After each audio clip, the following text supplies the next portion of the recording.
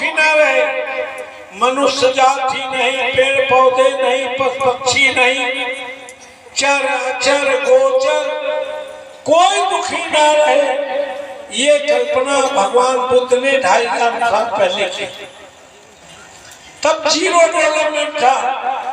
ये भदासा गांव है, यहाँ भी हम 1996 से आ रहे हैं। अनिल हमें बुला रहा है, 1996 से हम यहाँ आ रहे हैं। तब यहाँ बिजली नहीं थी, तब यहाँ रोड नहीं थे। अब बिजली भी है, रोड भी है, अब तरक्की कर रहे हैं। लेकिन जो दिए में दिखाई देता था, जो बिना पढ़े सोच लेते थे, वो हाईली क्वालिफाइड भी सोच नहीं पाता।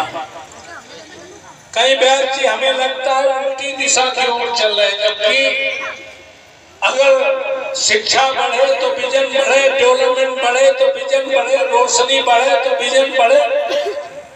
लेकिन रोशनी बढ़ रही है, शिक्षा बढ़ रही है, डेवलपमेंट बढ़ रहा है, विजन घट रहा है।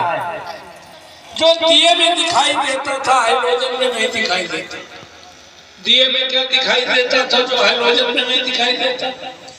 दिए में माँ बाप दिखते थे, दिए में भाई बहन दिखते थे, दिए में खानदान दिखता था, दिए में मोहल्ला और गांव दिखता था। इन्हीं गांव में रहने वाले गांधी, सुभाष, अम्बेडकर, भगत सिंह जैसे लोगों को पूरा देश दिखता था। आज हाइड्रोजन जल रहा है लेकिन दिखाई कुछ नहीं पड़ रहा। पिंटू, आज हाइड्रोजन जल रहा है लेकिन दिखाई कुछ नहीं पड़ रहा। बस कुटुंब छोड़ो, सर्वे भवन सुखना छोड़ो, देश छोड़ो, प्रदेश छोड़ो, जिला छोड़ो, तहसील छोड़ो, ब्लॉक छोड़ो, गांव छोड़ो, मोहल्ला छोड़ो, खानदान छोड़ो। अपवाद न हो तो इसी भदासा गांव में बढ़िया सीसी स्लेब वाले नेरोलक पेंट वाले कमरे में सीएफएल की रोशनी में जिन्होंने हमें पैदा किया है, सबको माँ बाप भी नहीं दिखाई देते। हमारे आगे पीछे जो भाई बहन पैदा हुए वो भी सबको दिखाई नहीं देते। अब सीएफएल की रोशनी में शिक्षा के चरम सोपान चढ़ने के बाद नेरोलक पेंट वाले कमरे में केवल मेरी बीवी, मेरे बच्चे दिखते, इससे ज्यादा दिखाई नहीं पड़ता। इतना अगर आजादी दिलाने वालों को दिखाई देता तो हम आज भदासा में भाषण नहीं कर रहे हैं। तो मैं कहना चाहता हूं कि भाई बात कृष्ण की करोगे, बात राम की करोगे, बात शिव की करोगे, बात दुर्गा भगवती की करोगे, लेकिन सोच मेरी बीवी, मेरे बच्चे अकेले हैं तो रामराज कैसे आएगा? गोस्वामी तुलसीदास जी ने मानस की रचना करके समूचे मानव समाज को एक दिशा, एक दर्शन देने का प्रयास किया। गोस्वामी तुलसीदास जी ने कल्पना की कि कैसा परिवार हो जाए जो रामराज जैसी स्थिति हो जाए। तो उन्होंने अपने पात्रों के माध्यम से कहा कि ऐसा पिता हो जिसको ये पता हो कि प्रिय राम को वनवास देंगे तो हमारी मृत्यु निश्चित है। फिर भी पिता का चरित्र कैसा होना चाहिए? उन्होंने कहा नकुल रही सदा चली आई, प्राण जाए पर वचन न जाए। यानी पिता बात वाला हो। ऐसा न हो कि अम्मा पता लगा लड़का करे, कौनो पिताजी से बात कर रहा है लड़की वाला, अम्मा टपक गई, कहना सुनो अगर ब्याह करना हो तो हमसे बात करो, इनसे बुढ़ऊ के ब्याह होता है।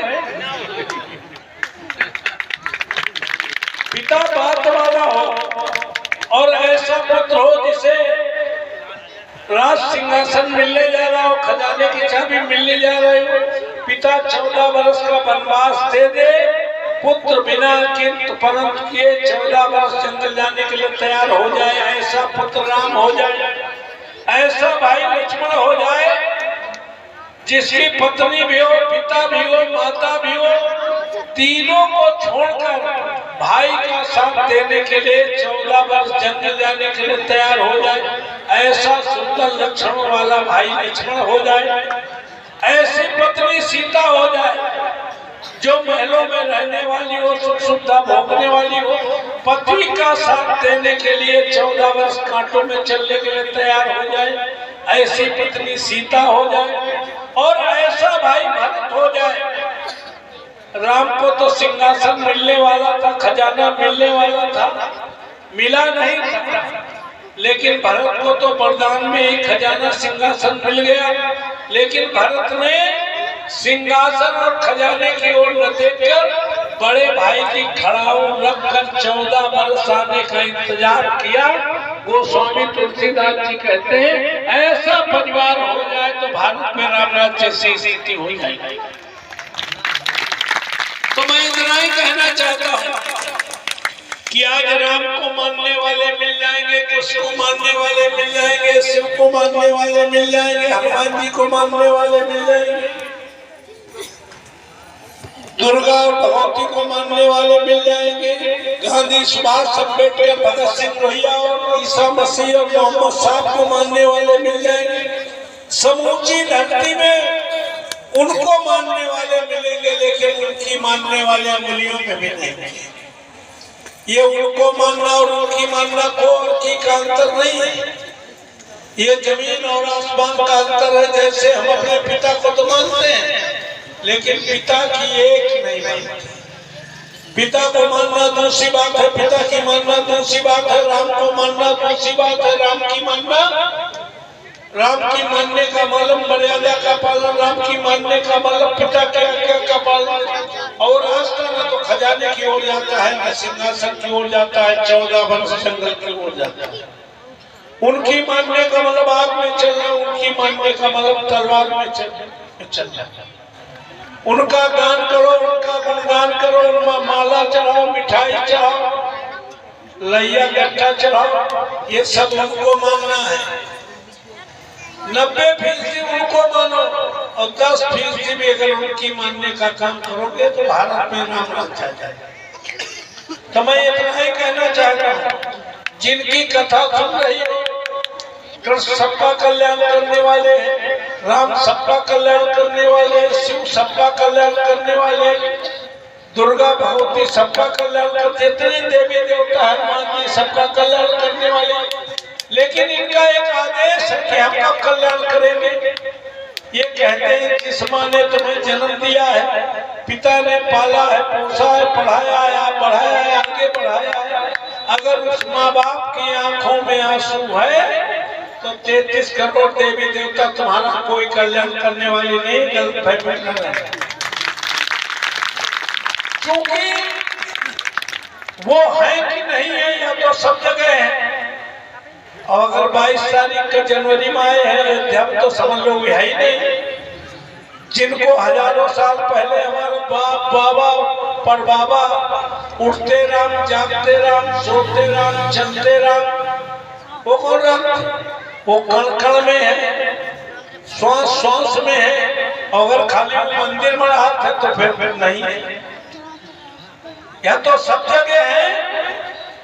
तो ये मैं कहना चाहता हूँ इसीलिए कि उनको अगर प्रसन्न करना है, अगर चाहते हो राम हमारा कल्याण करे, कृष्ण हमारा कल्याण करे, शिव हमारा कल्याण करे, दुर्गा भगवती कल्याण करे, तो इनका एक आदेश है कि जो जिस माँ ने जन्म दिया है, पिता ने पाला है, पोसा, पढ़ाया, बढ़ाया, आगे बढ़ाया है, उसको 24 घंटे में कुछ ऐसा काम करो, ऐसा काम करो कि माँ बाप के ओठों में हंसी आ जाए। क्या आ जाए? माँ बाप प्रसन्न हो जाए तो राम प्रसन्न हो जाएंगे, कृष्ण प्रसन्न हो जाएंगे, शिव प्रसन्न हो जाएंगे, दुर्गा प्रसन्न हो जाएंगे। यही भारत की संस्कृति है, यही भारत की कला है, यही भारत का दर्शन है। मैं इतना ही कहना चाहता हूँ, इस धरती पर द्वापर की बात की जाती है, त्रेता की बात की जाती है, सतयुग की बात की जाती है, यही युग है ना। इसी का क्या कहते हैं व्यास जी? इसको कलयुग कहते हैं। कलयुग माने खराब युग नहीं, कलयुग माने ज्ञान का युग, कलयुग माने विज्ञान का युग, कलयुग माने विकास का युग, कलयुग माने खराब युग। और इसी कलयुग में डॉक्टर अंबेडकर ने उच्च शिक्षा प्राप्त करके 26 नवंबर 1949 को भारत को एक वोट का अधिकार रानी और महात्मा रानी के वोट की कीमत बराबर करके धरती पर स्वर्णिम बुलाने की शुरुआत करने का काम किया था। डॉक्टर अंबेडकर ने कहा हमने एक वोट का अधिकार नहीं दिया। आज के बाद भारत में पैदा होने वाला व्यक्ति, प्रत्येक व्यक्ति प्रधान से लेकर प्रधानमंत्री बनाएगा। ये 2-3 प्रधान खड़े हैं। 75 साल पहले कोई पंचायत सदस्य भी नहीं बनता था। आज प्रधान से लेकर प्रधानमंत्री बनाने वाले तो सभी रहेंगे। जिनमें हिम्मत होगा, हौसला होगा, चाहत होगी, वो प्रधान से लेकर प्रधानमंत्री कुर्सी तक पहुंच भी जाएंगे।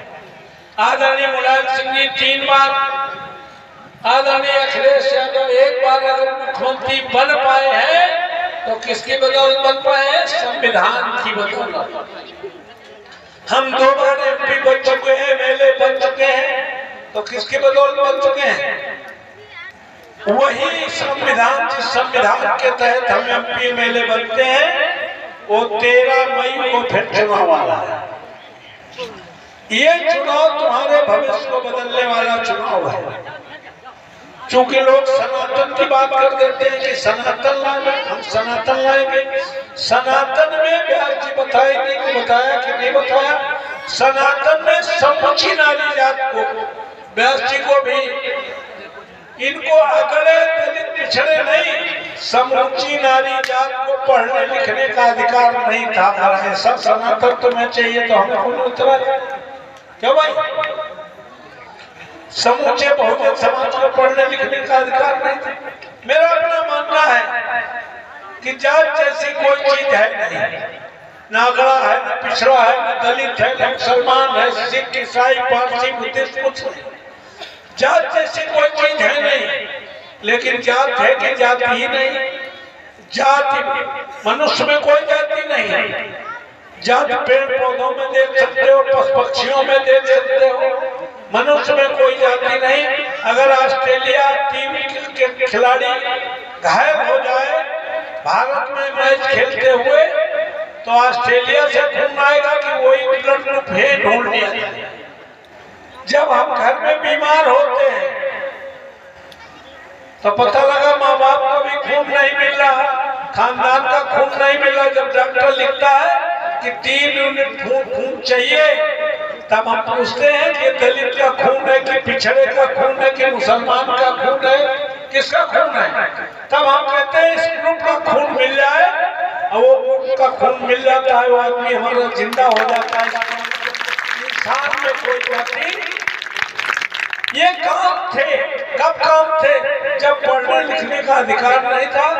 पेट पालने के लिए हम जो काम करते थे वही काम कौन बन गए। आज हम वो काम नहीं कर रहे। तो काम थे जो कौन बन गए। जब पढ़ने लिखने का अधिकार मिला तो आईएएस बन रहे हैं, आईएएस, पीसीएस, आईपीएस बन रहे हैं, डॉक्टर इंजीनियर बन रहे हैं। तो अगर बिरादरी में लड़की ना मिले तो घर वाले छूट देते थे कि नहीं कि चाहिए उन्हें बिरादरी में करना। क्या भाई? तो वो कास्ट कब तक थी? जब तक सर्वाइवल के लिए पेट भरने की समस्या थी। अब क्या हो गया? क्लास, आईएएस से शादी कर रहा है, पीसीएस से कर रहा है, डॉक्टर से कर रहा है, इंजीनियर से कर रहा है। तो इसलिए मैं कहना चाहता हूँ ये कब संभव हुआ। और डॉक्टर अंबेडकर ने एक और बात कही कि आज के बाद भारत में पैदा होने वाला कोई भी व्यक्ति भारत की सर्वोच्च कुर्सी पर बैठ सकता है। इतना बड़ा अधिकार द्वापर, त्रेता, सतयुग में किसी को कभी मिला नहीं है जो इस समय। इसलिए इस स्वर्णिम युग में 2024 का चुनाव आ रहा है। आओ हम सब लोग इस महापर्व पर ऐसा करें कि आने वाली पीढ़ी को सरकारी नौकरियां मिल सके, इनके जीवन में सुधार आ सके। हमें खोटी बातों में नहीं पड़ना। हमें आगे बढ़ने के लिए हमारे नेता संघर्ष कर रहे हैं, हम भी आपके मैदान में खड़े हैं। हम आपसे निवेदन करने आए हैं कि अपने 2009 से हमें 14 तक एमपी बनाया था और 9 से 14 में जब हम एमपी बने थे तो 2013 में पार्लियामेंट में फूड सिक्योरिटी बिल पास हुआ। भोजन के अधिकार का कानून पार्लियामेंट में 2013 में पास किया। उस समय 2 रुपए किलो गेहूं, 3 रुपए किलो चावल रखा गया। कांग्रेस और समाजवादी पार्टी साथ में थी। 5 किलो राशन का दाम 12 और 13 रुपए था, तब गैस सिलेंडर 300 का था, आज 1100। हमें 12-13 रुपए माफ करके कहा जा रहा है 80 करोड़ लोगों को हम फ्री का अनाज खिला रहे हैं। ये फ्री का अनाज नहीं है, ये हमारा अधिकार है। जब डॉक्टर अम्बेडकर ने वोट दे करके प्रधान से लेकर प्रधानमंत्री बनने और बनाने का अधिकार दिया तो उसी 545 एमपी की कैबिनेट ने हमें वोट सिक्योरिटी बिल पास करने का काम किया है। इसलिए इस फ्री के राशन के चक्कर में वोट देने की जरूरत। ये 24 का चुनाव जीतने के लिए डबल देने लगे, 2 महीने में इकट्ठा देने लगे, 1 किलो दूध देने लगे और डालडा वाले पैकेट में देसी घी मोहर लगा के कहते हैं होली सबका देसी घी के कराएंगे। तब भी इसे एहसान मानने की जरूरत नहीं है, इसे अधिकार समझ के खाने की जरूरत है और संविधान को बचाने की जरूरत है। इसलिए वो लोग कहते हैं दलितों का वोट, महिलाओं का वोट तो 5 किलो राशन ले ले। मेरी बात समझ में आ रही कि नहीं? इसलिए नाते रिश्तेदार व्यवहार जो हो वो सब बताइए कि फ्री का राशन किसी की कृपा और भीख नहीं है, ये संविधान में हमें गारंटी दी है, उसकी बदौलत है, इसके बदले। तो इसलिए मैं सभी साथियों को कहना चाहता हूँ कि आओ हम सब मिलकर के भारत की संस्कृति को, भारत की कला के, भारत के दर्शन को सुदृढ़ रखने का काम करेंगे और आने वाले 2024 में हमें आशीर्वाद दे करके आप सहयोग करने का काम करोगे। बहुत बहुत धन्यवाद।